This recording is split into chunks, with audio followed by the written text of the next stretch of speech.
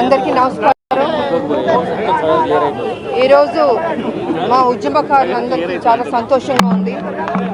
ఎందుకంటే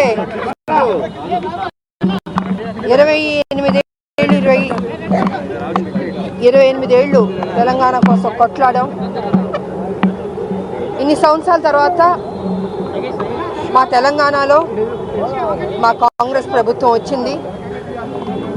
సోనియా గాంధీ గారు మంచి మనసుతో మాకు తెలంగాణ అది 2014లోనే కాంగ్రెస్ వచ్చుంటే చాలా సంతోషపడేవాళ్ళం. కానీ మాకు మిస్ అయింది. కానీ ఇప్పుడు మా తెలంగాణలో కాంగ్రెస్ ప్రభుత్వం రావడం చాలా సంతోషంగా ఉంది. సోనియా గాంధీ గారికి నేను నిజంగా కృతజ్ఞతలు తెలియజేసుకోవాలి. ఎందుకంటే ఒక మహిళగా ఆవిడకి ఎంతో గౌరవం ఉంది, ఎంతో ప్రాధాన్యత ఇస్తారు మహిళలకి కాంగ్రెస్ ప్రభుత్వం.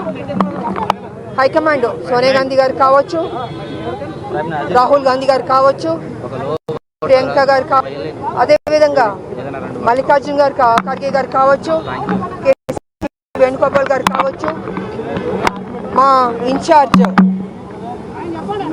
మీనాక్షి నటరాజన్ గారు కావచ్చు, మా ముఖ్యమంత్రి గారు కావచ్చు, మా డిప్యూటీ సీఎం భట్టి గారు విక్రమ్ భట్టి గారు కావచ్చు, మంత్రులందరూ కావచ్చు.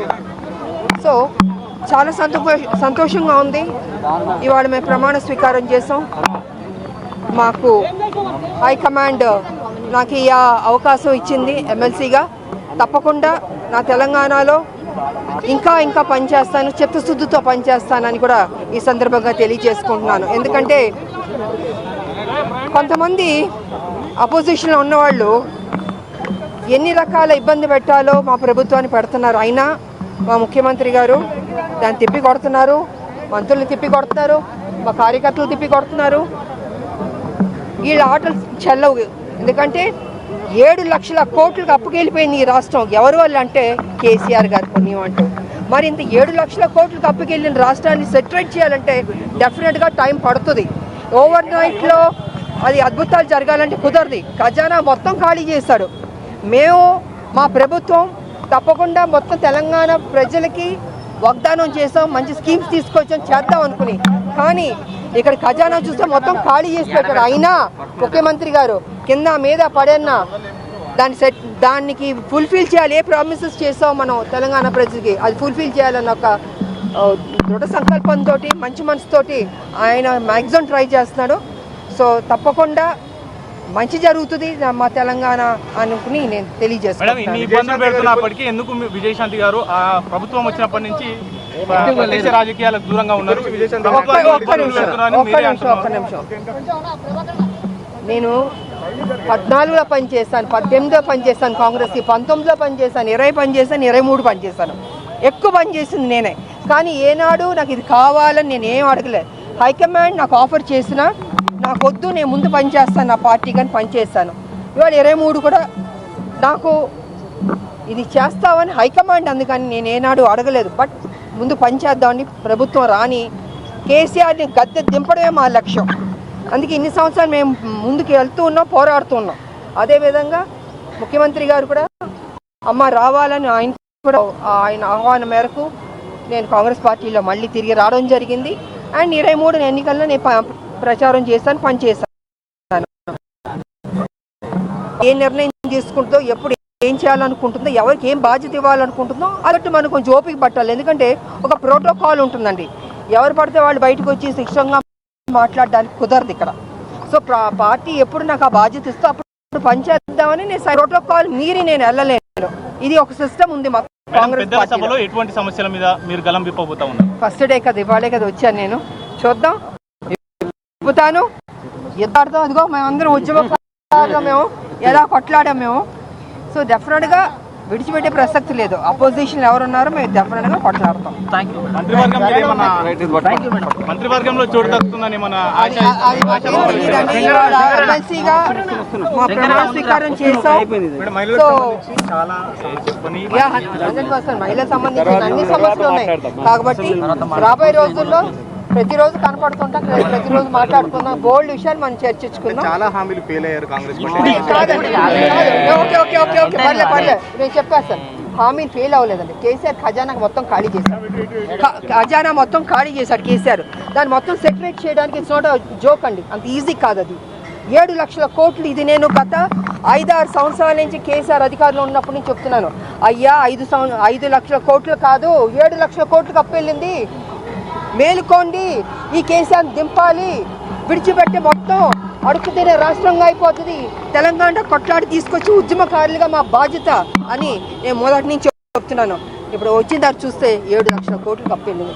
మరి ఇంత ఉన్నప్పుడు ఓవర్ నైట్లో ఎలా చేస్తారు చెప్పండి? ఎందుకంటే మా పార్టీ డెఫినెట్గా పేదల కోసం హెల్ప్ చేసే పార్టీ కాంగ్రెస్ పార్టీ. ఏనాడు పేదల్ని కేర్లెస్గా వదిలేయడం చేయకపోవడం అది లేదండి. ఇన్ని సంవత్సరాల నుంచి కాంగ్రెస్ పార్టీ అధికారంలో ఉండి మేలు చేసి ఎంతో డెవలప్ చేసిన పార్టీ. సో అలాంటి పార్టీ ఒక ఆలోచనతో ముందు చూపుతోటే తెలంగాణకి ఈ స్కీమ్స్ తీసుకొస్తామని అనౌన్స్ చేయడం జరిగింది. సో కాబట్టి 1 by 1గా మెల్లిగా చేసుకుంటూ వస్తుంది మా ప్రభుత్వం, ముఖ్యమంత్రి గారు. తప్పకుండా ఫుల్ఫిల్ అవుతుందండి. ఫుల్ఫిల్ మాత్రం. థ్యాంక్ యూ అండి. జై తెలంగాణ,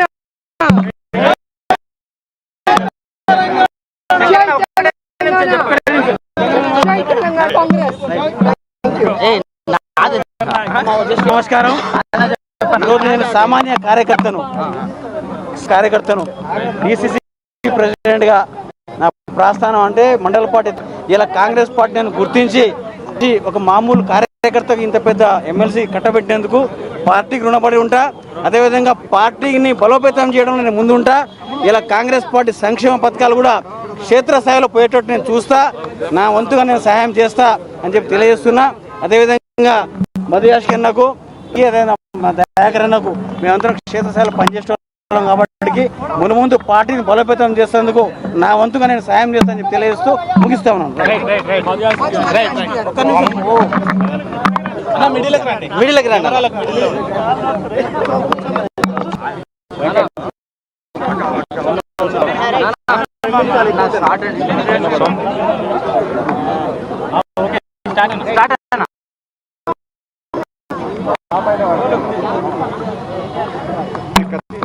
రాహుల్ గాంధీ గారికి తెలంగాణ రాష్ట్ర ఏర్పాటులో పార్లమెంట్ బిల్లు పాస్ చేయించడంలో, అంతకన్నా ముందు తెలంగాణ ఉద్యమంలో 2014 స్పీకర్ గారికి మీరా కుమార్కి రక్షణ కవచంగా ఉంటూ తెలంగాణ ఉద్యమంలో తన స్టార్డమ్ని కూడా రాష్ట్ర ఏర్పాటు కొరకై పోరాడిన వ్యక్తి, నాయకురాలు విజయశాంతి గారు. రాష్ట్రం ఏర్పాటు అయిన వెంటనే టీఆర్ఎస్ నాయకుడు కేసీఆర్ యొక్క నక్కజిత్తులతోటి మోసపూరిత రాజకీయాలకు వ్యతిరేకించి వెనువెంటనే కాంగ్రెస్ పార్టీ సోనియా గాంధీ గారి నాయకత్వంలో చేరింది విజయశాంతి గారు. ఇవాళ వారికి ఎమ్మెల్సీ టికెట్ ఇవ్వడం అనేది మేము తెలంగాణ ఉద్యమకారులను గౌరవించుకోవడం, తెలంగాణకై నిజంగా పోరాటం చేసుకున్న నాయకులను గౌరవించుకోవడం. ఉద్యమాల నుంచి ఉద్యమ నాయకుడిగా ఉంటూ యువ నాయకుడిగా అద్దంకి దయాకర్ గారు తెలంగాణ ఉద్యమంలో కీలక పాత్ర. రాష్ట్రం ఏర్పాటు అయిన వెంటనే ఉద్యమ నాయకులని గౌరవించినప్పుడు అద్దంకి దయాకర్కి, పెద్ద వెంకటస్వామికి, పార్టీ ఆహ్వానించారు. ఇవాళ 10 సంవత్సరాల నుంచి పార్టీ పోరాటం చేసే వివిధ స్థాయిలో పోరాటం చేస్తూ నిక్కచ్చిగా కాంగ్రెస్ ఐడియాలజీతో పనిచేస్తున్న ఉద్యమకారులను అమరావతిలో స్థూపం దగ్గర కాంగ్రెస్ కార్యకర్తగా ఉంటే టికెట్ ఇచ్చినా ఇవ్వకపోయినా అత్యధిక స్థాయి ట్రైబల్ వర్గాలు ఉన్నా కూడా ఒక జిల్లా అధ్యక్షుడిగా అత్యంత మెజార్టీతోటి నల్గొండ జిల్లా పార్లమెంట్ కానీ ఎమ్మెల్యేలను గెలిపించడంలో కీలక పాత్ర పోషించారు. శంకర్ నాయకులు కూడా వాళ్ళ పార్టీ గౌరవించి ఇవ్వడం, ముఖ్యమంత్రి గారికి కాంగ్రెస్ పార్టీ రాష్ట్ర నాయకులు అధినాయకత్వాన్ని మిత్రుడు వెంకట్ యువ నాయకుడు ఎమ్మెల్సీ డిఎల్ఆర్ గారు ఇక్కడ నుంచి చెప్పేది పార్టీ నాయకత్వం కోసం తెలంగాణ ఇచ్చిన అమ్మ సోనియా గాంధీ బిడ్డలుగా ఈరోజు తెలంగాణ అమరవీరులకు మేము ముగ్గురము ఉద్యమకారులమే. అమ్మ మా తల్లి తెలంగాణ అంటే మాకు సోనియమ్మ మా ఇద్దరు ఉద్యమకారులతో పాటు కాంగ్రెస్ పార్టీకి సుదీర్ఘ శంకర్ నాయక్ గారికి సామాజిక న్యాయం పాటిస్తూ ఈరోజు అమ్మ సోనియా గాంధీ బిడ్డలుగా ఈరోజు మల్లికార్జున ఖర్గే గారు పంపించిన దూతలుగా మా ముఖ్యమంత్రి రేవంత్ రెడ్డి గారి ఆశీస్సులతో యావత్ క్యాబినెట్ డిప్యూటీ సీఎం గారు బట్టి గారితో పాటు యావత్ క్యాబినెట్ తో పాటు అధ్యక్షుడు నేతృత్వంలో మేము అందరం కూడా ప్రజాధిక న్యాయం కోసం పోరాడిన వాళ్ళం. తెలంగాణ ఉద్యమకారులకు మాకు కాంగ్రెస్ పార్టీ అవకాశం ఇచ్చింది. ఈ అవకాశం మళ్ళీ పునరంకితమయ్యే అవకాశం మాకు కల్పించినట్టుగా భావిస్తున్నాం. ఈరోజు మార్చి 10 మిలియన్ మార్చ్ జరిగిన రోజు మొట్టమొదటి తిరుగుబాటు బావుట, అప్పటి ప్రభుత్వం మీద తిరుగుబాటు బావుట వేసిన రోజు. మరి ప్రజాస్వామిక సోనియా గాంధీ గారే మమ్మల్ని మళ్ళీ తెలంగాణ కొరకు మీరు సర్వీస్ చేయమని పంపించిండ్రు. దాంతోపాటు ఇక్కడ ప్రభుత్వంలో ఉండడం వల్ల ఈ అవకాశం ఇచ్చిన ముఖ్యమంత్రి రేవంత్ రెడ్డి గారికి మా ప్రత్యేక కృతజ్ఞతలు. ఈరోజు ప్రతి ఒక్కరు కూడా తెలంగాణనే కాదు తెలుగు రాష్ట్రాలు మొత్తం కూడా సంతోషపడుతున్న ఎన్నిక ఇది. మా జీవితంలో మాత్రం మర్చిపోలేని మరి రేపు మాకు ఎన్నిక కూడా జరుగుతుందనే భావన ఉంది. ఈ తెలంగాణలో సామాజిక న్యాయ పునాదులకు కాంగ్రెస్ పార్టీ ఎంత చిత్తశుద్ధితో ఉందో ఇంతకంటే ఎక్కువ తార్కాణం అక్కర్లేదు. కాబట్టి మేము ఈరోజు తెలంగాణ ప్రభుత్వంగా అంశాలను ప్రజల సమస్యలను పరిష్కారానికి మా గొంతును వినియోగించిన ఇన్ని రోజులు మేమే ఇప్పుడు పరిష్కరించే దిశకు మాకు అవకాశం కల్పించిన కాంగ్రెస్ పార్టీకి ప్రత్యేక కృతజ్ఞతలు తెలియజేస్తూ ఒక్కటి మాత్రం చెప్పగలం, తెలంగాణ ఎన్ని ప్రాణత్యాగాల పునాదుల మీద ఏర్పడిందో, తెలంగాణ సమాజం ఏం కోరుకుందో కాంగ్రెస్ పార్టీ అది అందించడానికి సిద్ధంగా ఉంది. ఈరోజు రాహుల్ గాంధీ గారి నేతృత్వంలో జాతీయ స్థాయిలో ఏ విధంగా కాంగ్రెస్ పార్టీ రేపు భవిష్యత్తులో అధికారంలో రాబోతుందో ఇక్కడున్న అధికారాన్ని కూడా ప్రజల కోసం మరొకసారి వినియోగించడానికి రేవంత్ రెడ్డి గారు చాలా కృషి చేస్తున్న వైనాన్ని గమనిస్తూనే మాకు అవకాశం కల్పించి ఈరోజు మమ్మల్ని గౌరవించినందుకు, సుదీర్ఘకాల పోరాటం తర్వాత మాకు ఈ అవకాశం ఇచ్చినందుకు ప్రత్యేకించి నేనుగా అద్దంకి దయాకర్గా ఉద్యమకారునిగా మీకు అందరికీ తెలుసు, రాజకీయ నాయకునిగా ఒక గత 10 సంవత్సరాల నుంచి మీకు తెలుసు. ఈరోజు ఈ అవకాశం ఇచ్చిన ముఖ్యమంత్రి గారికి అధిష్టానానికి నా ప్రత్యేక కృతజ్ఞతలు.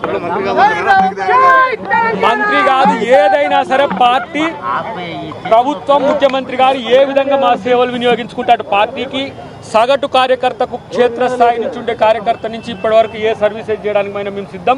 మా స్ఫూర్తితో ప్రతి ఒక్క కార్యకర్త మీకు కూడా అవకాశాలు ఇవ్వడానికి పార్టీ సిద్ధంగా ఉందని చెప్పి తెలియజేస్తున్నాం.